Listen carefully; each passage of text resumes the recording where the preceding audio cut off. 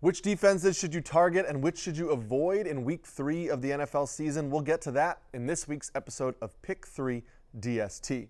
As a reminder, these are not my full weekly DST rankings. If you want to check those out, you can click the link below, and I'll update that article as the week goes on, and we get updates on weather and injury reports and stuff of that nature. We'll start with our accountability check as we do every single week, and after a really poor Week 1, we had a much better showing in Week number 2. Our stud defense, the Pittsburgh Steelers, put up 13 points and was the 4th ranked defense on the week. Our solid defense, the Los Angeles Chargers, put up 11 points and finished as the 6th ranked defense on the week. Now, the defense we faded, the Kansas City Chiefs, had 10 points, and the Bengals let us down in that one. And the sleeper defense, the Jacksonville Jaguars, had just 3 points. But a 50% hit rate for this video isn't really all that bad as we start to get a better sense of the true talent level of these teams and which offenses we really want to target with our fantasy football defenses. So let's see how all of that shakes out in week number 3. My sleeper defense for the week is the Green Bay Packers. Consensus has them down at 20th, but they are my top ranked defense for the week. Now, having that big of a gap between my rankings and the consensus rankings does make me a little nervous, but I'm going to trust my formula and my gut here with the Packers. Through 2 weeks, the Titans have given up 17.5 points per game to opposing fantasy defenses.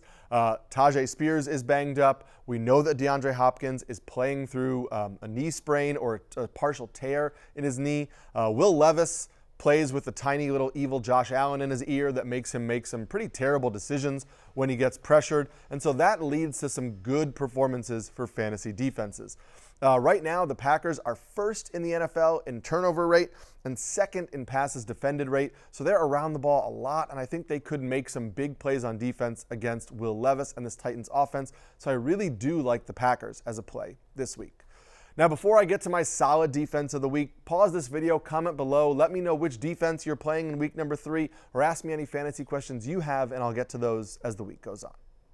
My solid defense for week 3 is the Houston Texans. Consensus has them at 11th, and I have them up at 7th on the week. I really like the Texans coming into this year, and they ran into a nuclear performance from Anthony Richardson in week number 1, but they looked much better in week number 2, but it was against a banged up Bears offense. So we really have to try to find out how we really feel about the Texans defense overall.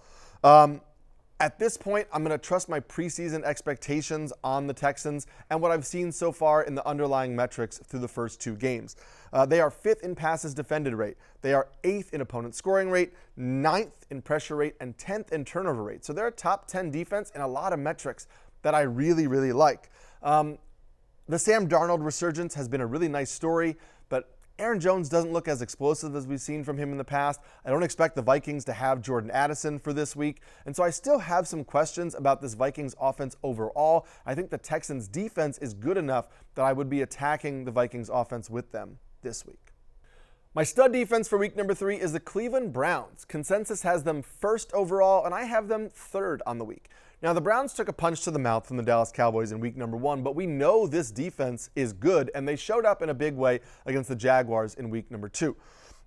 Through 2 weeks, the Browns have 7 sacks. They rank 6th in passes defended rate, and they rank 8th in pressure rate. Now, they have no turnovers on the year, but they're around the ball a lot, and we should expect that to change, especially this week against Daniel Jones. Now, the Giants had a good game plan in week number 2. They had Jones get the ball out quickly with tons and tons of targets to Malik Neighbors. Devin Singletary looked good on the ground, and so if the Giants are able to keep that game plan going, they're not going to be a slam dunk matchup, but they're still going to be a solid matchup. So far through these 2 games, they've given up the 2nd most fantasy points to opposing defenses. They have not played a defense that's at the caliber of the Browns, and so I think the Browns are going to be in for a pretty solid day against the Giants, and even if they're not the top overall defense, I think they're going to be a really strong defense for week number 3. Now, before we get to the defense I'm fading, please remember to like and subscribe to get this video every single week and the rest of our regular football and fantasy football content over at NBC Sports. The defense I'm fading for week number 3 is the Kansas City Chiefs. Yes, I'm going back here again. Consensus has them at 4th, and I have them down at 17th on the week. I know that fading the Chiefs last week bit me, and so I am a little gun-shy doing it this week, but I have to trust my rankings, the formula, the matchups that I see, and I can't see the Chiefs being up at 4th this week. Now, they have a solid defense, but On the year, they are 11th in pressure rate, 14th in turnover rate, and 23rd in opponent scoring rate. So they've been fine, but not really great. This Falcons offense, I think, is going to get better as Kirk Cousins continues to get more comfortable in the pocket, shake some of the rust after missing most of last season. They have weapons on that offense: Bijan Robinson, Drake London, Kyle Pitts. There are guys who can move the ball against this Chiefs defense. And then you also have the Chiefs offensive side of this. They're going to be playing without Hollywood Brown, without Isaiah Pacheco. How good will this Chiefs offense be? How comfortably will they be able to move the ball against the Falcons? Is this going to be a game where the Chiefs really just kind of dominate throughout? I think it's going to be a little bit closer than that. I could see situations where the Chiefs offense actually sets the defense up in a bad spot once or twice in this game, keeps the Falcons in this game. So I don't think this is really a smash spot for the Chiefs.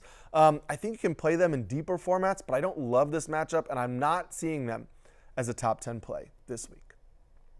That's going to do it for week 3. As a reminder, you can click below to get my full weekly DST rankings, and like and subscribe to get Pick 3 DST every single week. I'll be back next week for more defenses I like and defenses I'm fading. Good luck on Sunday. Hi, I'm Mike Tirico, and thanks for watching. Make sure to hit subscribe for the latest news and highlights from NBC Sports.